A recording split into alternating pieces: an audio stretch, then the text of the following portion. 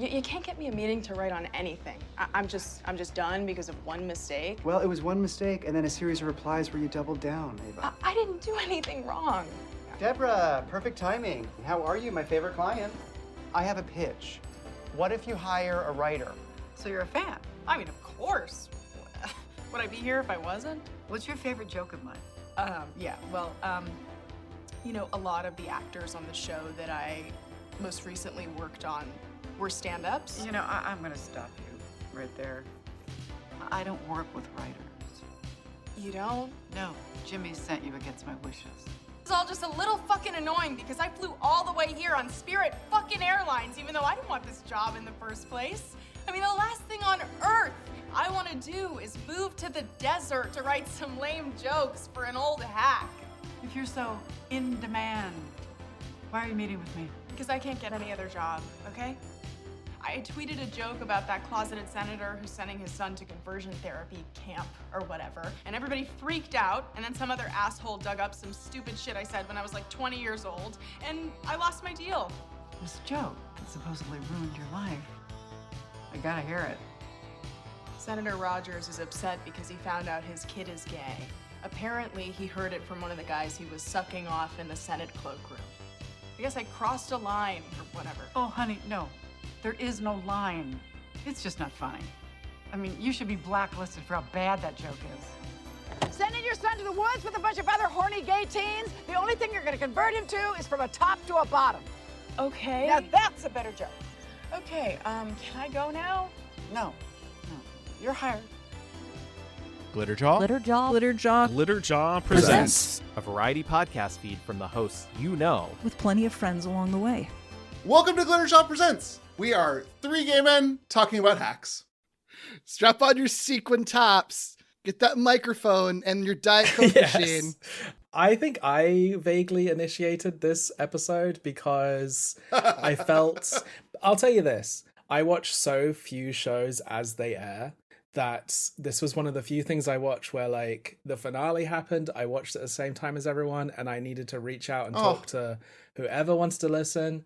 And so I just asked around Glitterjaw who likes hacks, who wants to talk about it. And seeing as we were setting up Glitterjaw Presents at the same time, it felt like a great opportunity to talk about something that we actually discussed, how this show kind of doesn't have any gimmick episodes. It certainly doesn't have any Mario based episodes. So,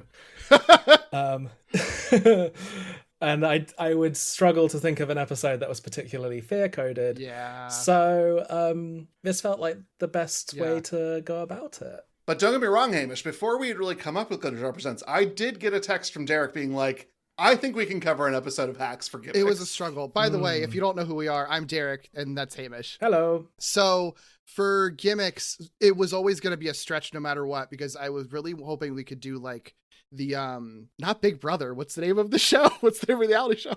Amazing Race. Geez. They don't really do enough. They don't really do enough, but I'm like, we could justify that one. And I think we could also kind of justify the Cube episode as a gimmick one too. Yeah. But in both cases, it would be like a stretch because they're not high concept, you know? So I'm glad that we had this opportunity to talk about a really wonderful television show. Yeah.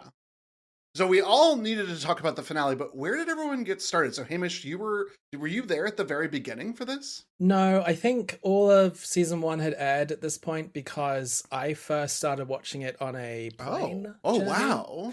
I watched like the first 3 episodes or something. I'm quite bad with TV shows because the golden age of television like passes me by and I'm too busy catching up with like 90s Super Sentai and stuff. Sure. I'm always watching like old TV. So sometimes when I'm on a plane and it's like, well, I've got an hour left of the flight, I can't watch a movie. I go into the TV things. I definitely heard about Hacks. I might talk a little bit this episode about the other 2, which I consider to be Hacks' kind of, in my opinion, slightly funnier, but a lot meaner. Yeah. And a lot kind of like uglier sort of stepchild. And so I loved the other 2. I'd always heard Hacks come up in the same conversation. And I think I watched like 3.5 episodes. And like, as soon as I landed, I continued watching. I was really engrossed by it, found it really funny. But also, when I started talking to people about it, I was like, I love the sound design. And they were like, what are you talking about? And I was like, oh, well, I watched it on a flight with headphones on. So I was really like, there was like an ASMR quality to like all the high heels on marble. I remember like the sound, there's like a sound effect every time she like takes on and off her sunglasses, which is like really etched into my brain. So I had a weird experience starting off with it, but I kept up with it pretty much the whole time. But I certainly like binged a couple of the seasons like after they aired, just because of we don't have HBO Max over here, and it just would always air in places where I'd have to like subscribe to something for a few months, or I don't know. So Yeah. how about you guys? Yeah, Chris, my boyfriend, recommended this to me. He got really into it. He's usually better about like finding whatever prestige or golden age TV show is like streaming somewhere and like watching it. And so I usually hear about whatever the hottest one is from him first, and then the internet. And he also was, funny enough, he was also a big fan of the other two, and like Broad City, which I know also has a lot of DNA with this show. Oh, yeah. So I think that was a recommendation based on just like comedy tastes and him talking it up. But I'd heard it tossed around on the internet, but I didn't know the context for it other than like Gene Smart is in a TV show, and I'm like, cool, every celebrity does a streaming show, and that doesn't mean that they're going to be good, so why do I care? But I did check it out based on his recommendation, and I think I believe that was after the whole first season had already aired. So I basically binged the first season, and fell in love with it immediately. And then every season thereafter, I did actually watch it as it was coming out. To oftentimes would watch it the night that it aired, which was nice, like old fashioned television. Yeah, it has a great first episode. I remember. Oh, the pilot's exceptional. It makes you really want to watch the rest.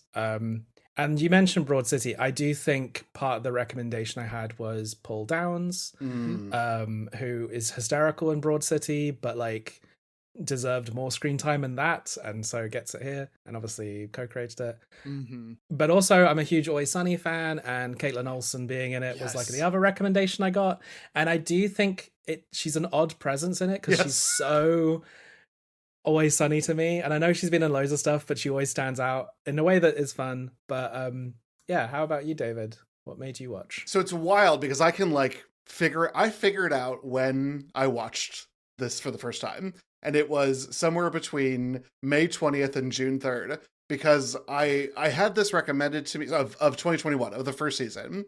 I had someone recommend this to me. I watched it. The pilot instantly caught me. I kept watching it, and then they're like, oh, great, there's new episodes next week, June 3rd, they're going to drop. It was 2 in a row that dropped, and I was like, oh, this must be the season finale, not realizing that what HBO Max was doing was dropping 2 episodes every week.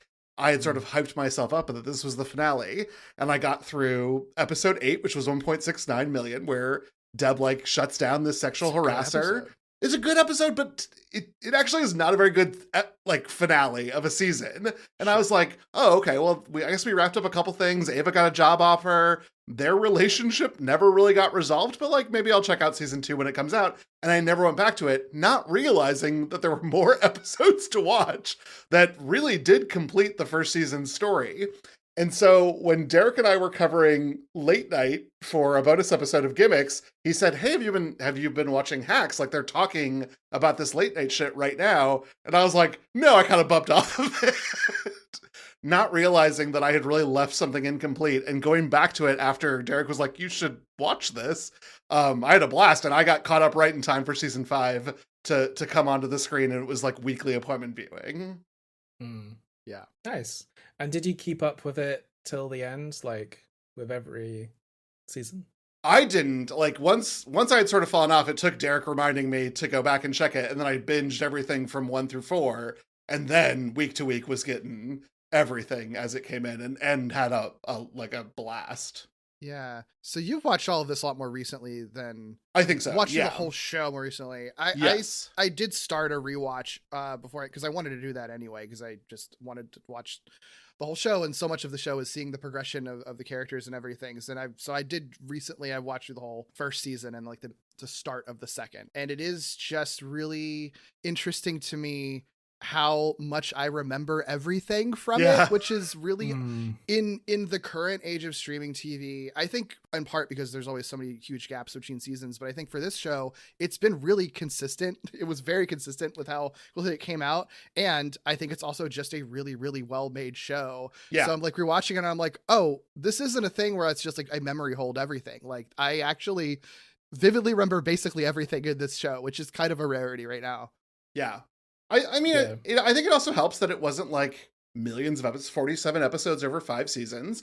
Like you said, Derek, there wasn't a lot of breaks. They did, break for the writer's strike, of which all of the creators were very engaged with the strike. And so there was no worries about crossing a picket line with this creative team. I think that's the other thing, is that as the show went on, I became a bit more aware about the creative team. And I think especially Hannah Einbinder, who kind of went from someone who like I enjoyed the performance of to someone who I will like show up to anything she has ever and ever again. Yeah. Yes. Because for multiple reasons. I think she's really good and really funny in the show.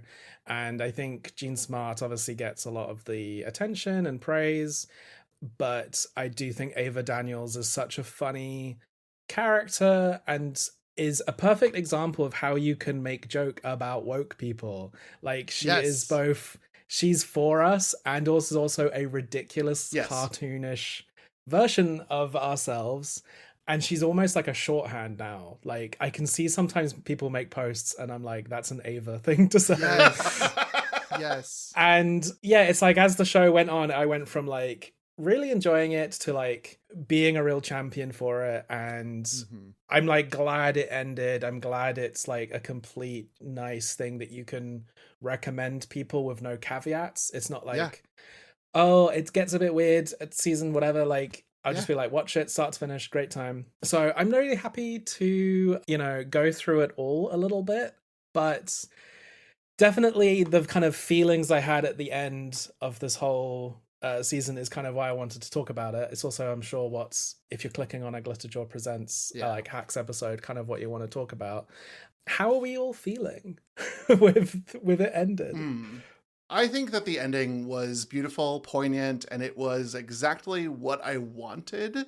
I will say, and I think I said this directly to Derek, even though it's fun and I have a blast doing it, I got a little tired of Ava and Deb being in conflict. And so season 5 being not conflict free because there's plenty to deal with, but them being allies the full season was also so relieving to me and was, I think, sort of the thesis of the show, which to me was a lot about the nature of art and mentorship and the way in which we seek and need mentors to grow new talent, and existing talent needs to provide mentorship to keep themselves fresh and to renew their spirit and life. And I think that was all of season 5 and then especially the finale. Yeah, sure. I think, I totally see what you're saying about like the conflict-free thing, but I think the only reason that it was satisfying that this season they don't butt heads as much is because of the extent to which they butt heads throughout the whole first 4 seasons. Like I know that there are people out there who really, really, really hated the stretch in season 4 in the first half where they're like the biggest of enemies that they've ever been. That I think is my favorite stretch of the show because it's like, it's because it's obviously the point of the show is that eventually they're going to find themselves again. And so to kind of get to their lowest point when it's just like worse and worse and they're digging deeper and deeper into this hole that will be harder and harder to come back from. I'm watching the whole time. I'm like, I know eventually they're going to make up, but like the deeper they dig into how evil they are being to each other is only going to make it more cathartic when they eventually do get to a point when they can make up. And it's going to be more, and it was for me. Yes. I think it made it all worth seeing them be their worth selves to eventually come back from that. Cause that's sort of the beauty of this show, I think, is just like the power of forgiveness, for people. And when you form a relationship with someone so strong that like you do know them at their core. So even when you are seeing them at their worst, you can still, find your way back from that and repair that relationship because of how intrinsically connected they are. And I think that's really beautiful. And yeah, I think that's why season 5, one of the reasons I think season 5 works, where they're besties throughout the entire time. And there's really no threat that anything is going to break them up, because I think they've really justified seeing how that relationship can be so strong and so vital.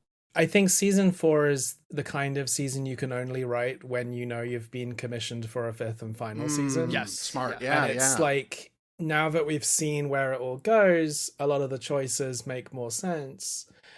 Because you could accuse the show of being the same cycle over and over again. They fight, they make up. They fight, they make up. But then when the final episode was happening and they fight again, it's like their final fight, I suppose. I love when a finale remembers what the core of the show is and knows what's important.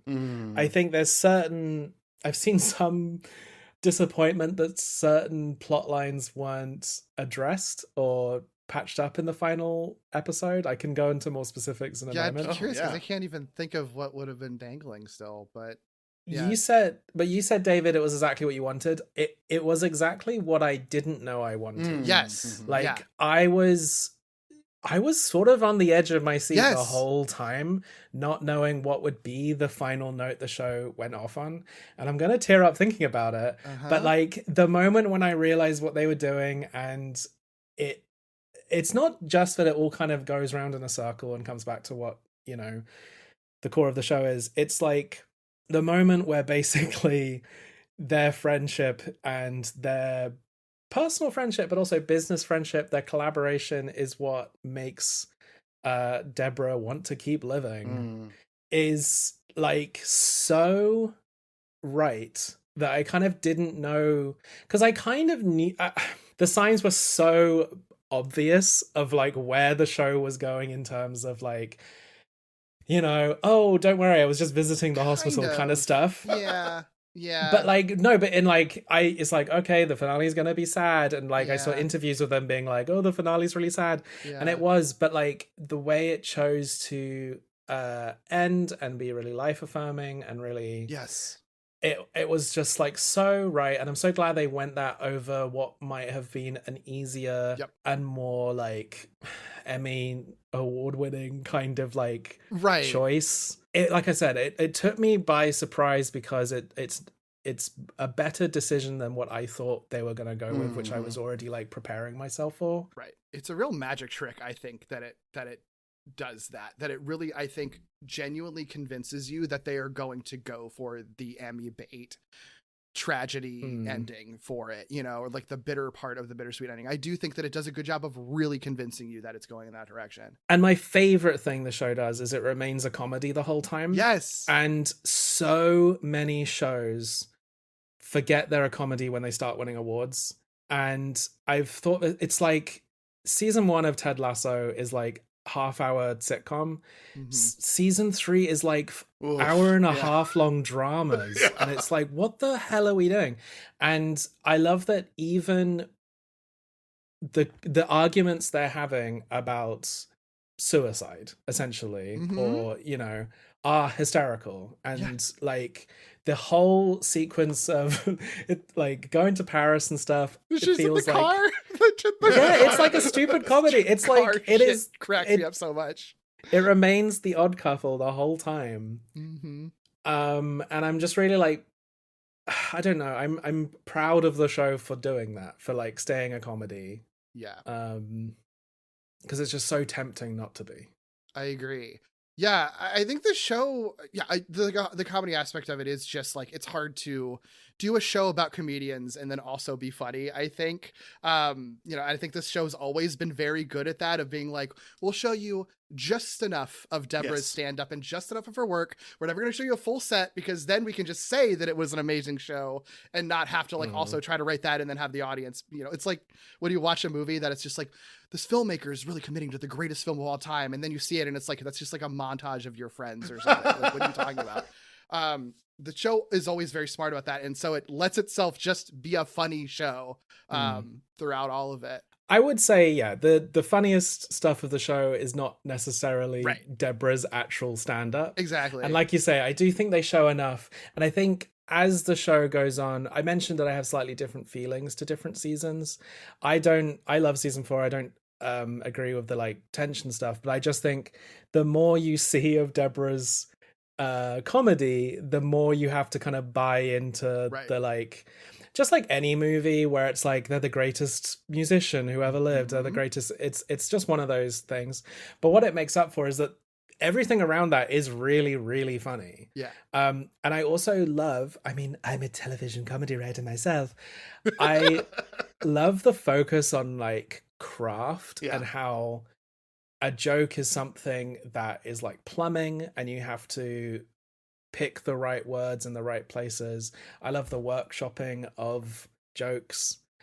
Whenever they have those sequences, when they're trying to like plus a joke, what they finally come up with is usually the funniest thing. And, you know, the way that's, I can't even remember what they're talking about, but like that is the ending of the show, is them workshopping a joke, which is how the pilot ends, where it's like, that's the better joke. Yeah. I was thinking this a lot at the end because I know there's like shippers who love this, who want them to end up together, and I think the show was very clear that like that's not happening. At the same time, I got really emotional in the final episode, thinking that like Ava does love Deborah, and I don't even think it needs to be defined as distinct from like romantic and platonic. Like there's a sort of total soulmate. When they're in the dance club, you really see that. Yeah. It's like, and I love that the show it doesn't like shame that, it doesn't question it too much. It's just like, she is in love with her. She is the like her number one person. And she gets what she needs from her. It's not like she's wishes it could be more than it is. I don't know. Yeah. I just thought all that was played really well. I totally agree. I think that's one of the things that was so striking to me about the finale being, you know, kind of a swerve into being about Deborah's about to die. Like if you're not paying a lot of attention, I think there's like, you know, the one sort of early cancer scare earlier in the season, and then it's not mentioned. And it's just like, well, now why are we just talking about Deborah having cancer? Like but I think what's so smart about it is that core of this being about a relationship that was always going to be finite, and a show about someone's legacy. Like, of course, it's going to be surrounding death is going to be kind of the final theme of the final story. You know, we've seen constantly that Deborah is dealing with throughout the entire show of like what she wants to leave behind and what she wants her legacy to be. And they even had the joke at the beginning of the season of like the death fake out because of the TMZ report and everything. And so I think that aspect makes sense. But then also to the point you're getting to, Hamish, about this sort of like relationship that Ava and Deborah have together, that is this just like pure love between them that's never quite defined. I think the other side of that too is like the show from the beginning, the core of it, like the bare bones of it is like this pitch of like, ha ha ha, funny generational gap. But like what comes from that is the idea of like two people at completely different ends of the spectrum of their lives are coming together and forming this relationship. And what I find really powerful about this and this final story is that acknowledgement that like when you're a younger person sort of getting into any human relationship with someone, whether that's romantic or otherwise, or just connection, when it's someone who is significantly older than you, you know, you're kind of signing up for a relationship where they're going to probably die possibly a long time before you ever do. And for the person on the older end, they're agreeing to be part of someone that they know that they're going to have to leave behind for a significant amount of time. And like, that's a kind of sad thing to think about, but it's very beautiful when you still choose to form that relationship anyway. You know, same thing as like adopting a pet. Like, you know, your pet's going to die before you a long time, but you're going to do it anyway because the love is worth it. And I think that like, for me, that was one of the more powerful things about this, is that like, because they really make you have to confront the idea that like, Deborah is confronting death right here in the moment. And even after the end of this, like she's choosing to live, she's still not going to live that much longer, you know, probably just because of how old she is.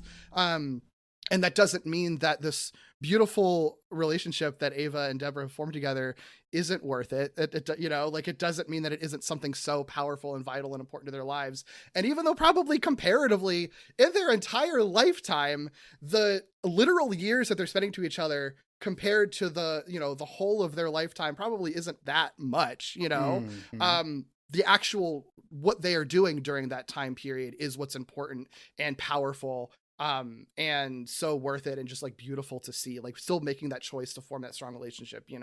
I don't know, that just really spoke to me. Yeah, and I think season 5 is all about Deb's immortality. So what am I going to leave when I go? What am I going to be remembered by? And I think the realization that's made in this very, very subtle, the closing sequence in particular, is that her immortality is Ava. It is the next generation, and Ava should have a mentee that she'll get later in life. And that's how art communicates through the ages. And it's not the special, it's not the set in the park, which was, a brilliant episode and wonderful, but that's not the finale of the show. The finale of the show is saying, I choose to spend a little bit more time with you because you are the thing that I leave the world. Yeah. Yeah, I mentioned I saw some criticism of the finale. Yeah. Yeah. And I don't understand it. I didn't see a lot. It's not like it's a pretty well-liked finale, and I've seen generally everyone be pleased with it. But I did see something, like, whenever you see like a weird bad opinion, you're like, you can't let it leave your brain. Yep. And I get that. So a few of the opinions I heard was, a lot of people just thought that the penultimate episode should have been the last one because everything was happy and like she got everything she wanted. Boring. Other than her like mentioning her cancer scare earlier on, like the whole last season, the whole 2 last seasons, she's like, I need to do X, Y, and Z, and I'm not going to explain why. I need to do that. I need to sell out Madison Square Garden. I need to do the event this time. I need to build a giant casino with a massive statue in front of it.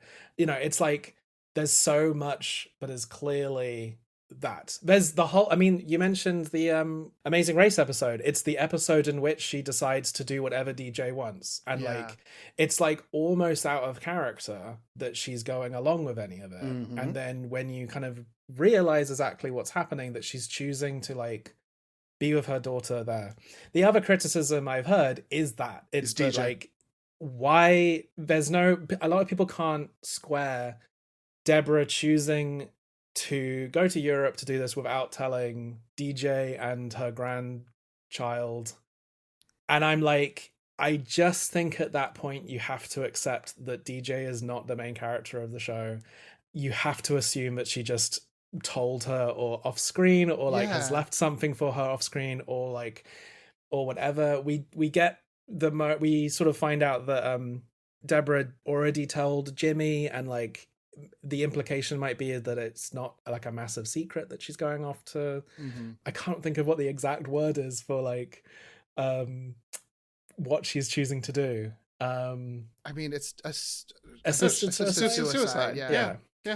And I also think this, I mean, I just think that's the thing where it's like, if you're worried about, like, what did you want? Did you want an extra 15 minutes of the episode of like Caitlin Olsen breaking down? Right, like, it would be too sad. It's just like, too sad.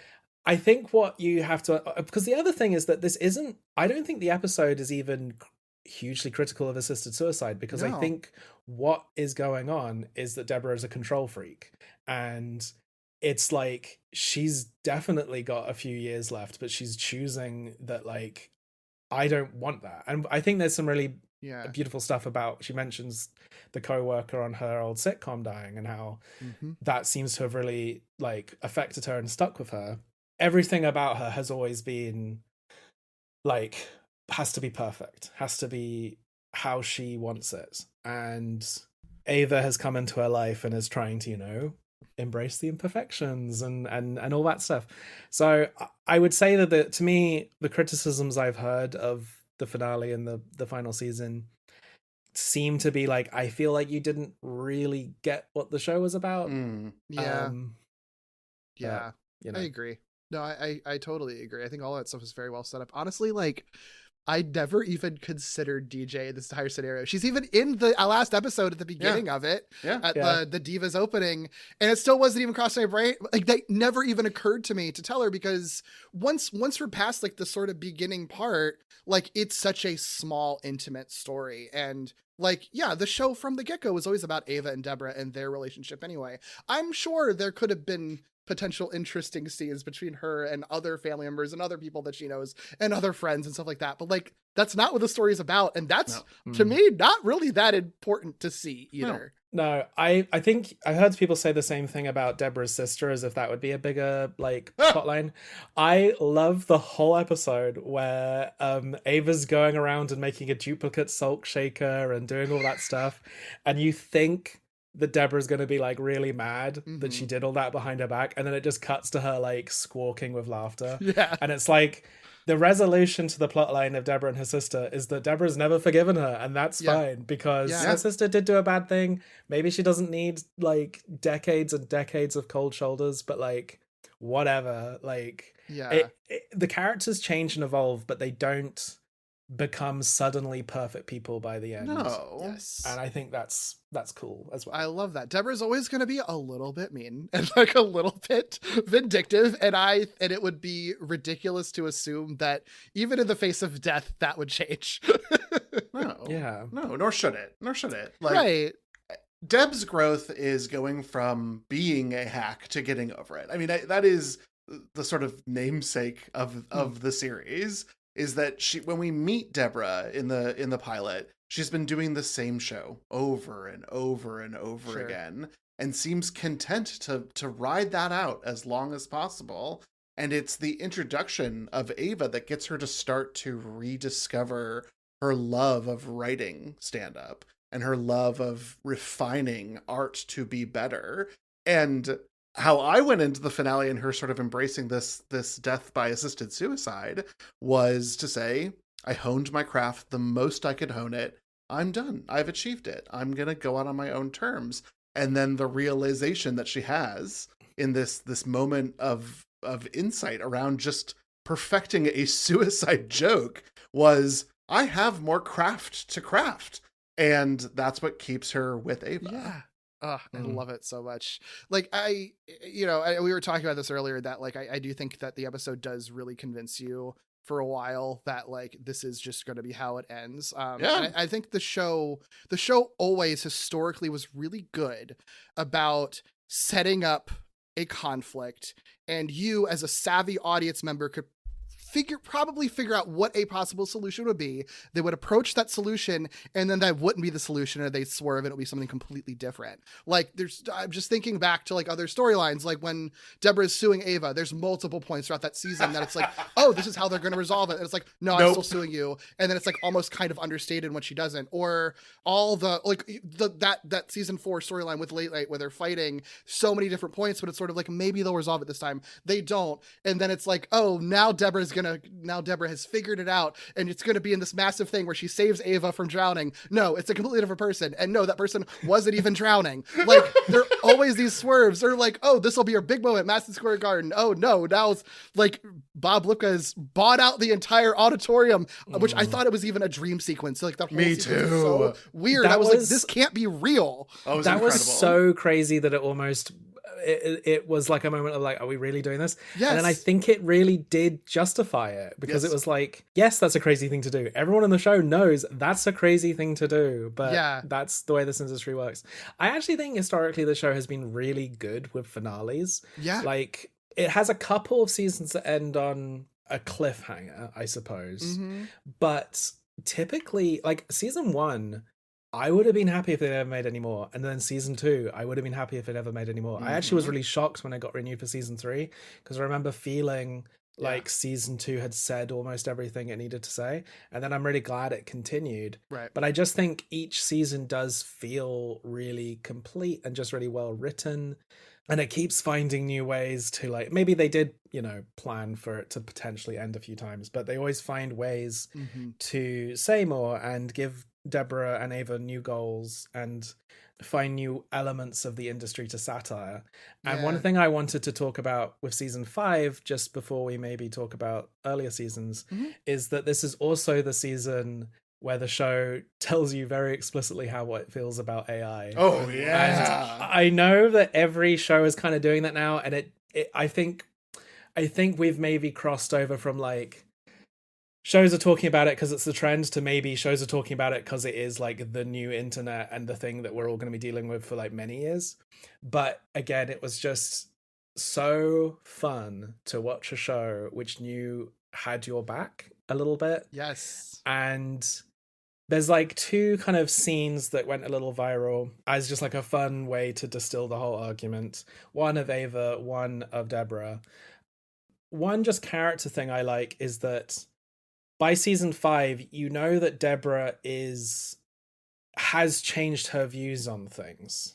And it isn't just trying to make Ava happy or just trying to like, oh, well, Ava said that. So like you can see the kind of influence. The kind of other scene where Ava is talking about AI being forced on everyone and we're all being artificial consent. What is it? That like manufactured consent. Manufactured consent, yeah. What I love about that scene is it went viral, and the joke of that scene, the context of that scene was maybe not clear for everyone, because in that scene she's like massively dolled up because she had agreed to go to someone's house because like go to some millionaire's like penthouse under the understanding that he might feel her up and like latch on her, and she's like fine with that.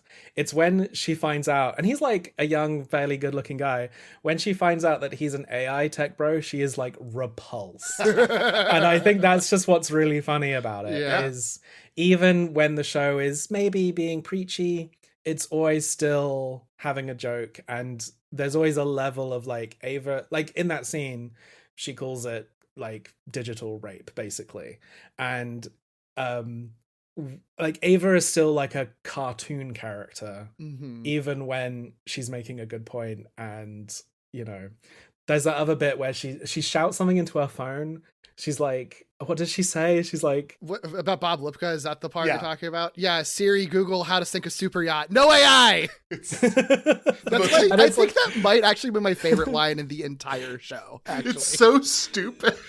I know, because she's asking Siri. It's just like, it's yeah. Anyway, I think this show, this season in particular, it went out angry and mad about the industry just as it started, and I think that was very satisfying. Yeah. Well, and I think it also there's a hidden like other thing that it does around the AI tech bro, because we've only seen Ava reject one other person in the entire show, and that was a magician. And essentially what Hax is telling us is the next worst thing to being a magician is being an AI tech bro. That's really funny. She doesn't like to be duped. Yeah. She doesn't like she likes people it who straight. aren't magicians are tricksters. Yeah. And she doesn't like a trickster. Yeah. Yeah. I mean, can we talk just a little bit about Ava and queer representation? Yeah. Yes. I mean, I do think picking up the Bisexual of the Year award at the Culture Awards recently, well awarded. Yeah, I think it's so cool that she's just really bi, and queer culture is like just representing the show pretty well. I think you know, it's a joke, I suppose, that Deborah's fans are all kind of gay people, but at the same time, look at us talking about Hax. Yeah. Like, I don't know, I just think it's more interesting than a lot of shows. Yeah. Personally. No, I agree. I mean, there's there's a wide array of queer people in the show of all kinds, and many of them are great and many of them suck. Most of them are pretty flawed people. I was rewatching the first season again. I remember when I started the show, I loved Marcus, and then I'm realizing like, oh, it's because Carl Clemens Hopkins is extremely hot. And I'm watching it again, and I'm like, Marcus is a very well-written character, but I'm like, this this person kind of sucks sometimes. Oh yeah, he's It's kind of like antagonistic, actually. Season 1 Marcus also gets a huge, but a lot of his character development sadly off screen. Yeah, he does. That character weirdly disappears, I think, in an odd way, and I don't know if that was like actor availability stuff or what, but it's the thing where I found this with the other two as well, is that I always think the early seasons are better, and then when I go back, they feel quite flat because the show has become so cartoonish by the end. And he's an element of the early seasons which feels like it's still just trying to have its one foot in like dramedy. He's not the funniest person, but I love his family and I love his plot lines, and he elicits funniness. But I think part of his whole role is just to be like the kind of, I don't know, downer on Deborah's shoulder. Like, it's I will say, interesting. I love the show. I really support it. I think it's great. I also like think the early seasons were more critical, I suppose, of like Vegas, and then by the end it's like they're all co-owners of a casino, and I don't know how I quite feel about that. That is an interesting point. That is a little bit weird. And Deborah has the whole monologue in the last episode where it's like, oh, like Vegas was like the home that accepted me. Like, I really like how she, you know, refers to herself as being like, I'm always told I'm too loud, too tacky, too much, which is like, oh, okay, I relate to that. A lot of queer people can relate to that. But the whole reason she's saying that is, and then Vegas accepted me because this is a wonderful, beautiful place. And I'm like, is that where we're going with this? That like, all the gays should move to Vegas? I don't know if I feel about that. I do think that if you divorce the nature of gambling from the casino, Vegas does represent a pathway for performers, magicians, comedians in an exceptional way that is part of a lot of comedians' journeys. And I think that's I think we're supposed to almost envision a Las Vegas that for all intents and purposes doesn't have the sort of seedy gambling corporate of all of it, and instead is this like pathway of comedy. It almost feels fantastical to me because it's this idealized different Vegas. Yeah, but I think season 1 has a lot of really funny, like reality of Vegas, like all of her living in like when Ava lives in the hotel and she's going to like the buffet and stuff, and just the constant like lighting. I think they do a really good representation of that. I think they also do really funny things with LA and New York as well. One of my favorite lines is, I love LA, you don't know who's Haim or who's just 3 women. And like there's a bit where she goes out to LA and she like, I don't know, it's a very tacky joke, but she like orders a coffee and it's $20 and she's like, oh, I'm home. That was a good gag. But like you know, I think I just have weird hang-ups with like gambling in general, and I think it's maybe glossed over a bit too much. And I think the show, I think probably to its credit, glosses over it as well. Yes. To the show, the casino is like a big comedy venue where everyone can have fun, and it's queer owned, and you're like, yay! But well, and when we see gambling, we mostly see it through Kiki. And that's just sort of fun. Just, and like, what a stupid and amazing character. I love Kiki. Getting to see her one last time in the finale made me so happy. She's maybe the one character I felt needed more screen time. I think they did a good job with everyone, but like it ended up becoming harder and harder to like fit her into plot lines. Yeah. But I think in early seasons she's just authentically one of Ava's friends, and I think they could have kept that up maybe. I think we've gone this whole conversation without actually mentioning Jimmy and Kayla. I was gonna say, while we're complaining, I do have a major complaint with how their story ends here, because I like the arc, you know, and I mean, and they're very funny and oftentimes kind of like a cartoonish sort of contrast to whatever dramatic stuff might be happening in the show and everything. But I guess starting at the end and then we can go backwards or whatever. I'm totally down with the idea that they get to they get their big win and they get to take over the company, everything like that. I do think it's a weird final note for them that their last thing you see of them is like Bob Lipka calling and being like, I want to acquire your movie for distribution. Yes, Agreed. we won. I totally am fine that the show isn't like, we can take down all the CEOs or whatever. Like, I don't have a problem with Bob Lipka not getting like a pie in his face or something like that. Like, whatever, that's not realistic. Powerful guy, the industry sucks. He's whatever. Like, there's always going to be terrible people like that exist and that you have to work with in some capacity. But I feel like it's presented with such like joy that it's like they got their win, and it's working with one of the most horrendous guys who just the last episode did something so insane that we all thought it was a dream sequence. Like, that felt like a weird final note for them, because then there's nothing else other than Kayla being like, oh, I'm kind of mad at him. Other than that, there's nothing else beyond that, and I don't know if I get it, I guess. I really love them as comedy characters. I think they are the least realistic when it's like, I think sometimes the show just chooses for them to have emotional moments even though they've not like done much to earn them.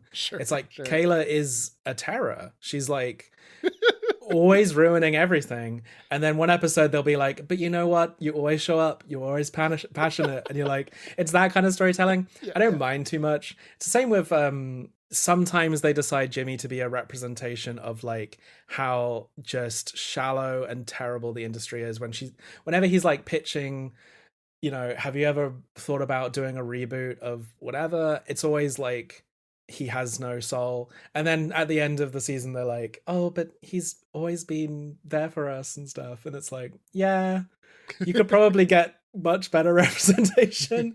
I do think, I mean, this is pure speculation, but almost everybody watching the final season was thinking like, is this backdoor pilot-y stuff they're setting up? Because it's like, there's a lot of like, the note they end on is very like, and here's to many more adventures.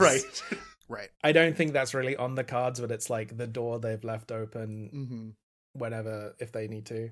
But yeah, overall fun characters. I think the problem is that when I see them in an episode, especially when the emotional stakes are high, I need a little bit of relief, and that's what the characters offer. But I ultimately want to spend time with Deb and Ava.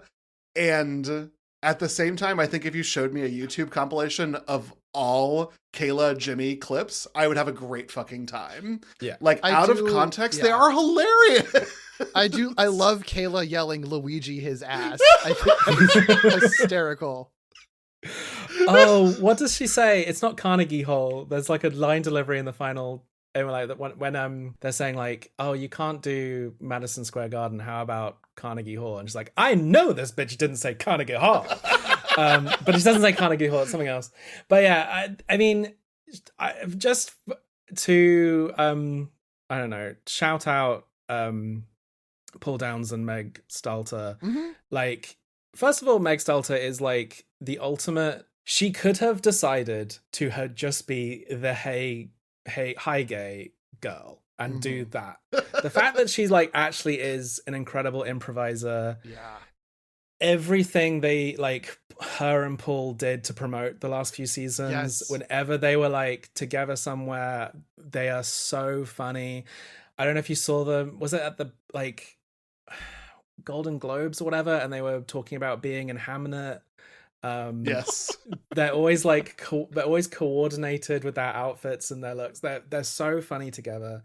And I think I don't even know how that kind of double act appeared, because presumably they did just meet making season 1. I think their development is interesting. It's like less the character, more the actors realizing what they are as a double act over the course of the seasons. Because I think in season 1 and 2 there's a lot more.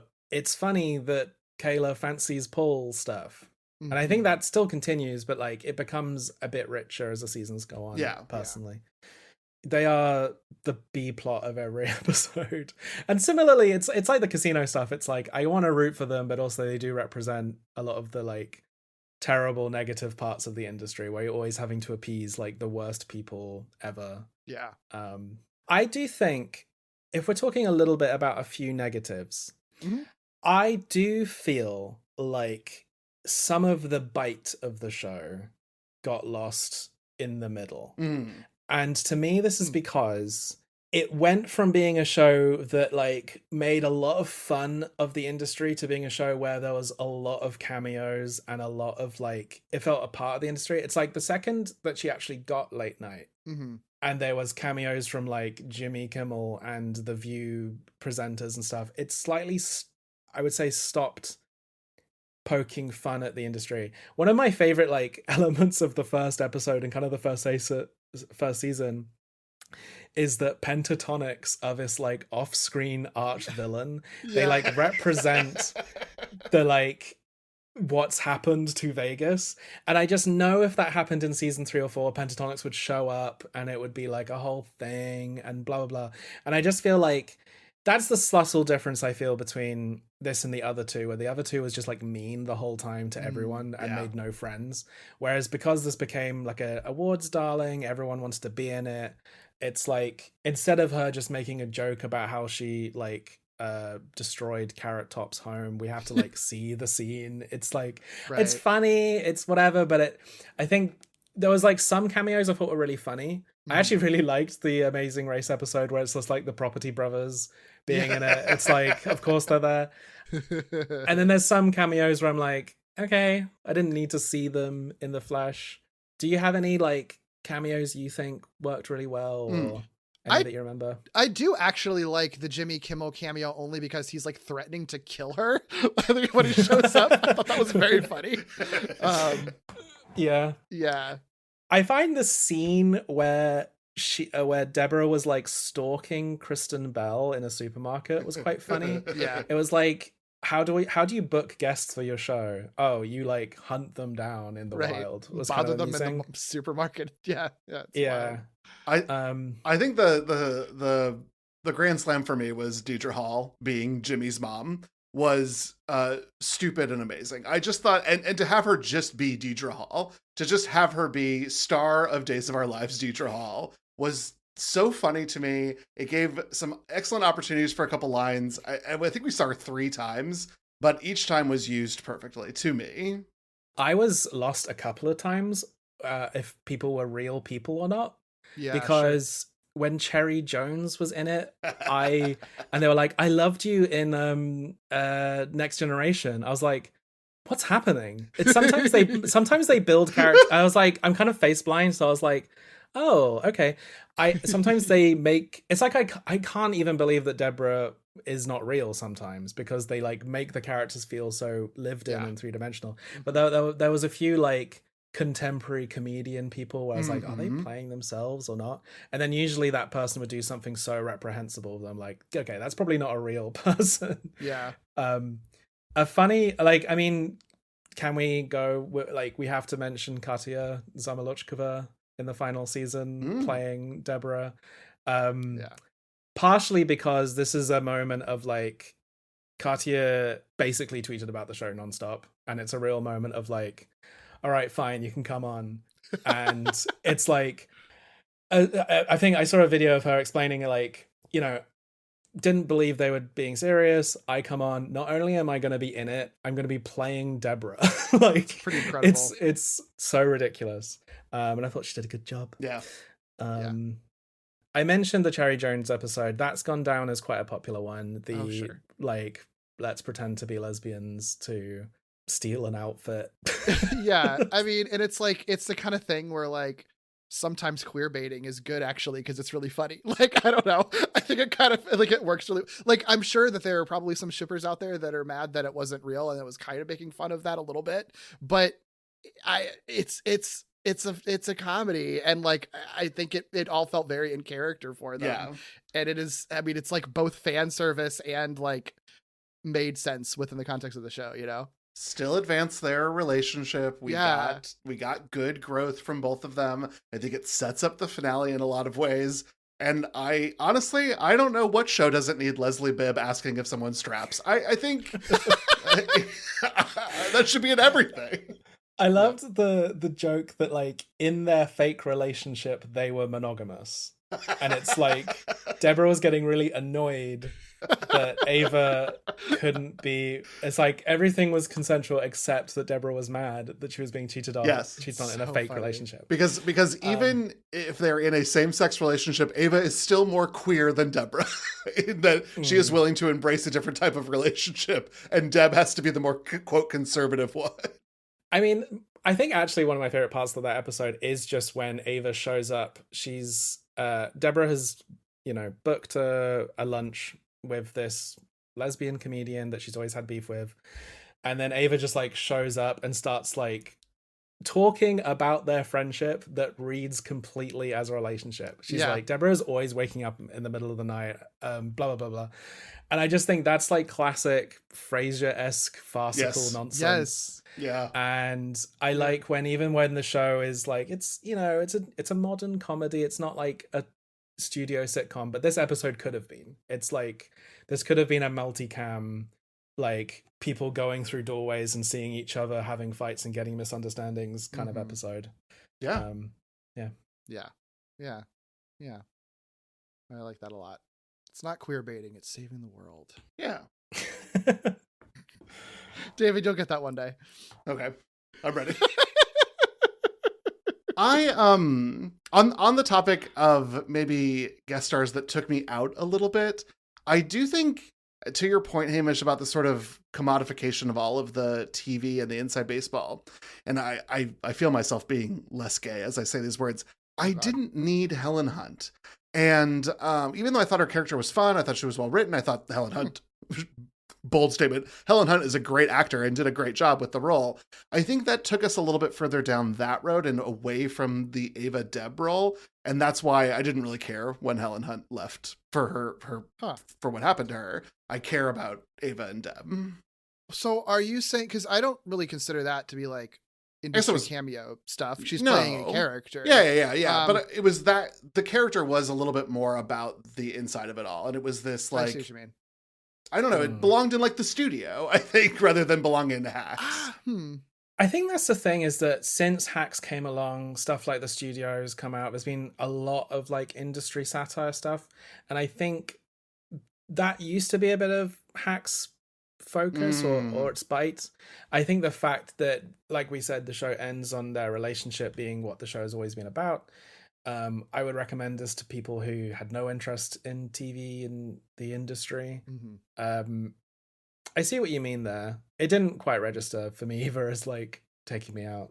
Yeah, I thought it was useful to have an example of a female executive that they can butt heads with, but also ends up dealing with the same bullshit that Deborah and Ava both have also had to fight against, and then end up kind of being a victim. I mean, that's because that's also a season where Deborah is, basically destroying the lives of other women in the industry, and has to come to terms with the fact that like, wait, no, I should be protecting those people like in the way that I need to be protected. And so in order to, I think, make it make sense for her to realize she needs to protect Ava, I think she had to kind of indirectly destroy the life of another woman in the industry, Yeah, I mean, I mentioned a few times I felt like the show had like less bite in this era, but I think all the plot line involving that actor that has allegations against him that they're protecting was like really, it was dark in a way that I felt was very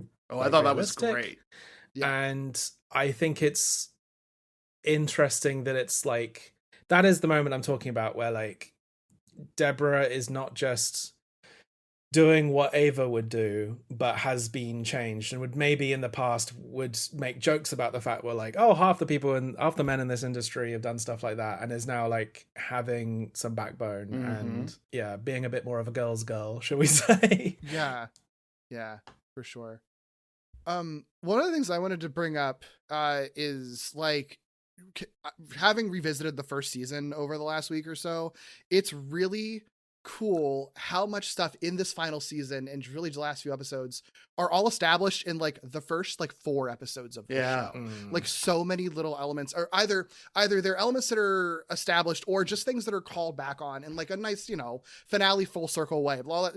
Stuff that I love, but like really well done. Like, I mean, obviously now that's a better joke is a line in both the beginning and the finale, right? That makes sense.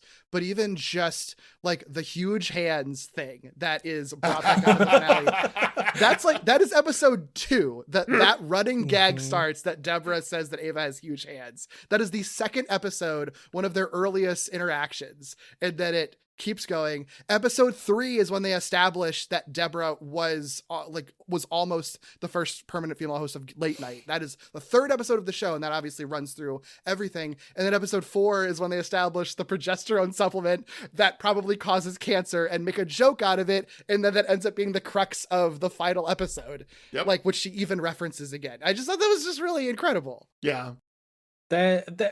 Season 1, I've sometimes said that TV shows are like episode 1 is act 1.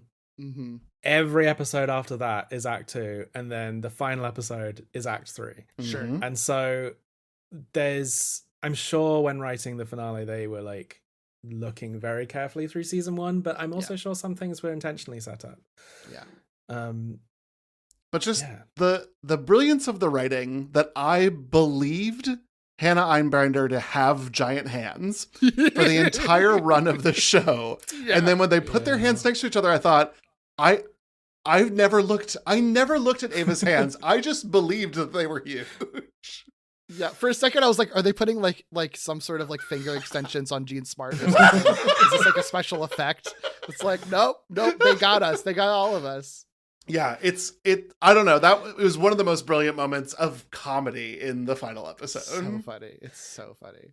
I loved watching season 1, but the moment that made it go from like, I'm enjoying the show to me telling people to watch this was the episode about how she's getting like work done and is staying in that like hospital hotel. Yes. And then Ava has to try and open her phone. So she goes to her wax work. I thought that was I thought that was the funniest thing I'd ever seen. The way that the show resolves things, like you think that you'll predict where it's going to go. And then the swerves that they always take are just so out of pocket. It's amazing. Yeah. It's really good. Yeah, it is really good. I think the other thing I'd love to shout out for the show is that because of the Vegas, because of the female empowerment, because of, I think the LA and the New York of it as well, there is an exceptional set of songs that are part of the show's soundtrack. Oh yeah. This is a banger playlist from start to finish. I think the music that is also written for the show, the theme for Ava, the theme for Deb, are beautiful and brilliant themes. Mm-hmm. But there is so much good musical selection for scenes that is diegetic, that is for the closing credits, that works so well and was so intentionally and creatively chosen. Yeah. Right up until the final song that ends the show on is the duet between Barbara Streisand and Judy Garland, where they're saying "Happy Days Are Here Again," and it's like it's like a duet between generations, and it's Do you know what? Like, we talked about Broad City when I came on Gimmicks. That also has a final shot I love, and it's very similar to this. And I don't know if this is like a pull downs thing, or obviously I don't want to give all the credit of Broad City to one guy that worked on it. But like it's I don't know if he was like, that was a great way to end a show. And it's, just that like, this is a show about female friendship, and ending it, they're still friends, is the way to go. But yeah, I just thought that was a great music choice, but there's loads of other ones in the show. But as the final one to end on, though, it is a really brilliant choice. I mean, it sounds nice in the episode, even if you don't know the context, then you know the context for it, and it's even more powerful. Just like really, just a stroke of genius for that. Yeah. Any other musical moments you were hoping to chat about, David? No, just that I will play this on YouTube Music because it is just it's a great selection of songs. And thank you to whatever fan put that playlist together, because they're great. I mean, it's because there's like stupid Vegas songs in there too, which I think is like a fun mix of other things that are going on. Yeah, totally. other just like random things, the whole like Van Gogh is so toxic and Mona Lisa is mid. Incredible. Well, just going to Paris. I mean, I love when a series finale is like, fuck it, let's just go on site to some foreign place. I love when The Good Place went to Athens. I love them here in Paris. I just think it's great. It's incredible. I love that they are there in Paris. Derek, have you been to Paris? I've never been to Europe ever, actually, before. It's in the works to make my way over into that continent. But for Paris specifically, I don't know when I'll ever make it over there, but I would like to at some point in my life. So you've never had bread before? No, I've never had bread before. Never had bread. I thought was that the long walk just to get to that one joke? Yeah. No, I've never had bread before. That line is both a ridiculous, snobby thing for Deborah to say, and also true. I'm very sorry to say. Yeah. Like, I believe it. Sure. The bit where Ava like comes out and bites it and it's like, oh my God, I was right. It's like, American bread is great and fine. It's just specifically the average, just random Paris store at closing time is probably going to have the nicest bread you've ever had. Yeah. When I went recently, we went to some nice restaurants. The best date we had was just getting bread and butter from a supermarket and sitting in the park, and it was like the best bread and butter I'd ever had. But yeah, I love a trip. They go to a few places. There's is it Singapore they go to? Yes. There's like a whole sequence there. Yeah. I love that Deborah is just a fan of just like a really kind of artificial city. She loves being in a mall. She loves like an airport lounge. Yeah. It's like a benefit, I think, of this show being about someone who is very, very rich, which I could see that big putting off people sometimes. It's just like, why do I care about a show about rich people problems? But the benefit of it, I mean, not only is she like a such a well-written, deep character that like, I think it doesn't matter, but also that does mean that there's plenty of justification to just go wherever the fuck you want on this show. And it always makes sense. She's rich, but she's also tacky. Yes. And I like that. Yeah. It's like, there's a way of making her, she's not like that snobby, but like I love her need for fountain soda, like, and having that in her kitchen. I love her little knickknacks. I love her Christmas room, made me laugh, where like Ava goes for a phone call and she just walks into like a Christmas room. It's like, I love that Ava's bedroom for a lot of the series. There's all these like photos of Deborah just like hanging out with like Saddam Hussein and people. And she's like, why would you get that framed? It's like, wouldn't you if you had a picture of you and Saddam? Yeah. Doesn't she say like, oh, we were allies then? Or something? Which is like, you were.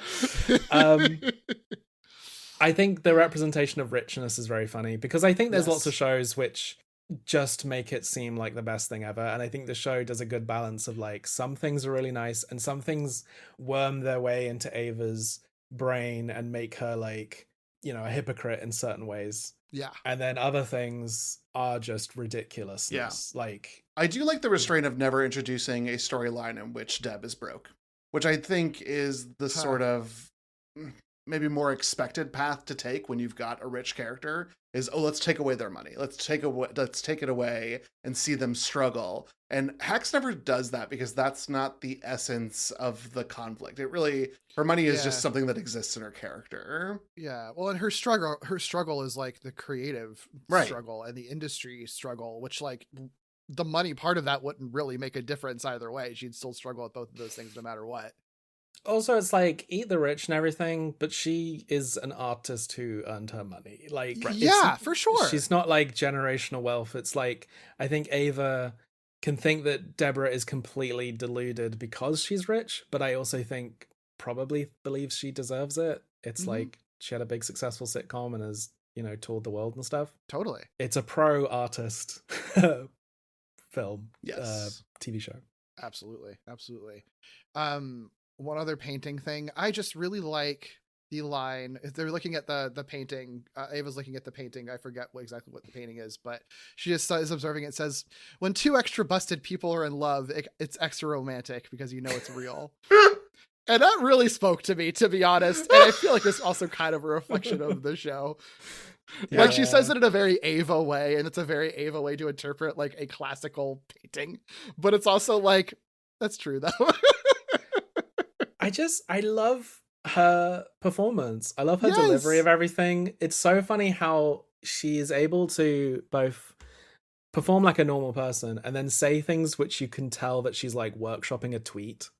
Or she's oh my like, God. Yeah, that's so true. She's like, she's always kind of, when she says stuff like that, she's always like sort of changing her body language to like be on stage a little bit. Yeah. I'll say another thing I'm glad this finale didn't do is I'm glad they didn't spend ages on the Who's Cooking Dinner reboot stuff. Yeah. Because I was, when the episode started, I was like, okay, we're gonna watch like a whole episode of this, and it was teetering very close to the like, aren't we all stories in the end? I'm going to write our book. And it's like, I know that's part of what happens, but it didn't go full like, and we shall call it the Game of Thrones or whatever. Yeah, right. Yeah. It was like a very... It was more just to mirror the opening of the first episode. Because like you see Deborah having her performance, and you see her from behind walking through her set and stuff. And then you get to see it with Ava, with her now big show. That's her thing. And just to showcase how she's grown and learned for Deborah. It makes sense. And it just happens to be on the set of the show that's based on her life. But like, yeah, they don't dwell on it at all. No. I like that a lot. I'm sure that it was floated as like, maybe the finale can just be a whole episode of Who's Cooking Dinner. It's like all the jokes. And it's like, I'm glad that they didn't do that. Yeah, for sure. Anything else that y'all want to bring up? I liked when Christopher Lloyd was in it. So wild. Oh, that's right. Fatty Arbuckle's grandson. I thought he was a funny guest star. Yeah. I liked the joke in the final episode when, you know, Ava has agreed to come to the airport and she's like, I'm going to come to Europe with you, but I'm going to not let you kill yourself. And Deborah's like, you can't change my mind. I'm going to kill myself. And then it like zooms to a wide and the like flight attendant is there listening to this. And it's like, all right, we ready to go? She's like, do you two need a moment? I mentioned her at the start, but you know, I came to this a little bit as a Caitlin Olsen fan. I think she's really funny in the show. I love just DJ's whole thing. I love that she tumbles her own rocks. I love the jewelry. I think it's just like a funny, interesting representation of like, Deborah was not a good mother. Deborah is not like a perfect person, but there's something there that they're both trying to love each other. Yeah.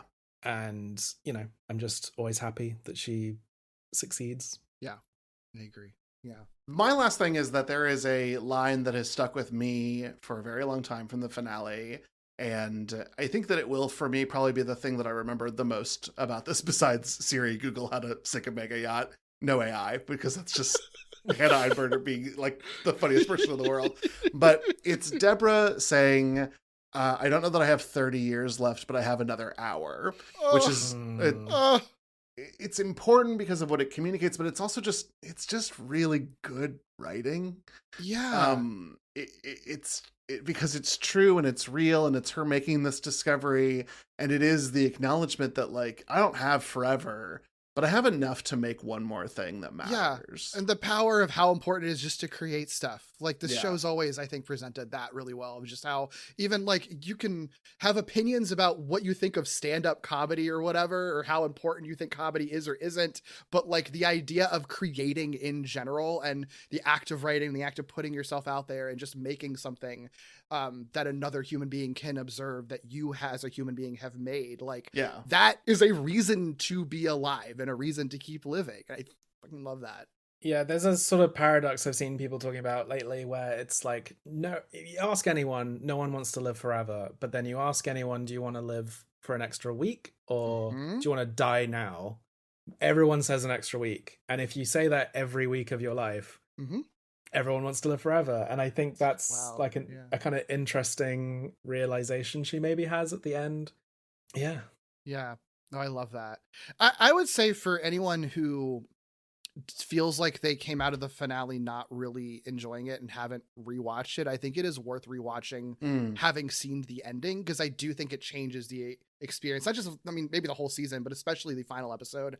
I think revisiting the final episode, knowing exactly where it's going and just being with them on this journey, I do think really changes that experience. Because I remember even like when I was watching it with Chris, and we were honestly holding hands like the whole time because it was so stressful. And it was just like looking at every time there was a moment, he would look at me, he's like, I hate this. I hate that they're doing this. I hate this. Because you're thinking that she's going to die the whole time. And I do think that puts kind of a downer note on the whole thing, even when it's really funny. And I can understand people not being able to get over that, and that's sort of affecting the entire experience. And I feel the catharsis at the end of it, but I can see how it might make it hard for some people to accept that catharsis at the end. But I think if you revisit it, and I had that experience, and I know he did too, where it's like, no, the second time around, the entire experience is so different, and like it's still powerful and cathartic and poignant, but like it's funnier because you feel more comfortable laughing at everything, because you know that the ending is not the dark tragic ending that you're expecting the entire way through with the first watch, you know. Yeah, I agree. I want to ask, do you want a Jimmy and Kayla spin-off series? No, hard no, immediately. I think for one, it would answer too many, it would have to answer lingering questions from this finale. And I don't want to know where Ava and Deborah go from here. Okay. And I don't know, unless it's like a wild format change where they turn it into like a multi-cam sitcom on like with a live studio audience and just like pretend it's in a different reality just to see those two. But then at that point I'm like, or just let those two actors work together in something instead. I think that's where I'd like a spiritual spin-off in a way, or like I just obsessed with whatever's wrong with them, and I just want to see a bit more of it. I did want to shout out Hannah Einbinder's next project. Are you aware of this? Oh yes. Camp Miasma, It's called Teenage Sex and Death at Camp Miasma. It's from the director of I Saw the TV Glow. Hannah plays a queer filmmaker hired to direct a new installment of a long-running slasher franchise known as Camp Miasma. The director becomes fixated on the prospect of casting the reclusive actress who played the final girl in the original movie, Gillian Anderson. As the two women begin to work together, they descend in a frenzy of psychosexual mania. Yeah, I don't want to ruin this conversation, but we have decided that this will be our 100th episode for Fear Coded. We've just decided that this sounded too made, especially for the three of us, that we have to talk about this. And we're going to hit 100 right after the movie comes out. Oh, wow. This is the thing. I mean, Hannah has been extremely vocal about Palestine and AI and all kinds of reasons where I can imagine her being on several blacklists coming off of this. I think the fact that Hacks are so beloved and popular means that she's got less chance of that than some actors.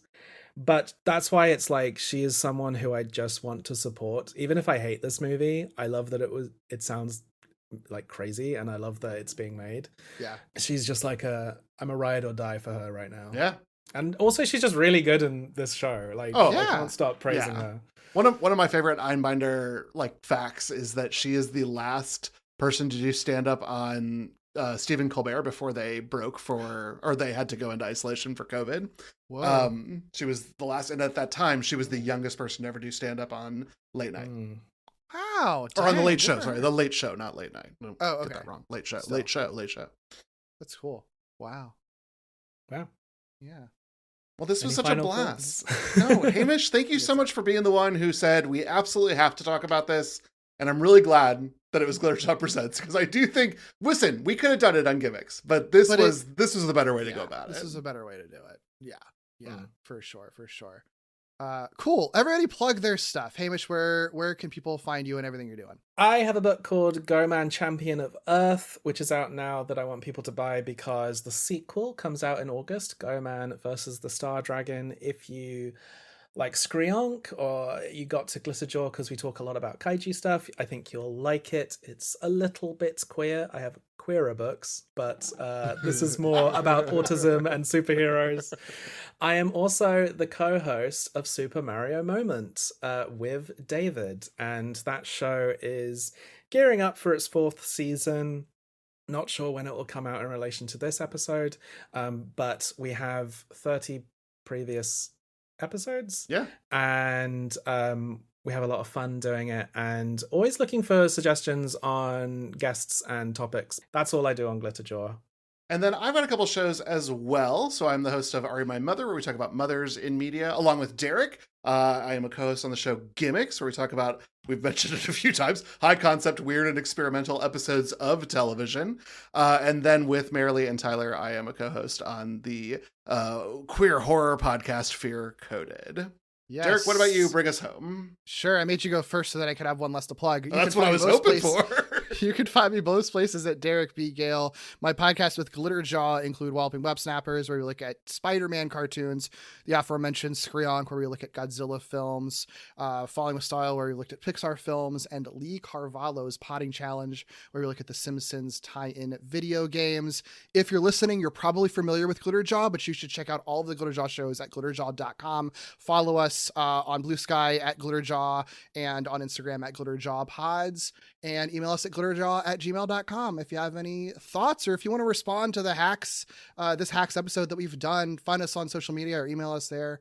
I don't know if we'll do like viewer mail at some point or a mailbag episode for this. That's the weirdness of a variety feed, but maybe we could. I don't know. We could do anything. Totally could. Yeah. And, stay tuned. There will be another great episode of Glitterjaw Presents coming out soon, I'm sure. Bye. Bye.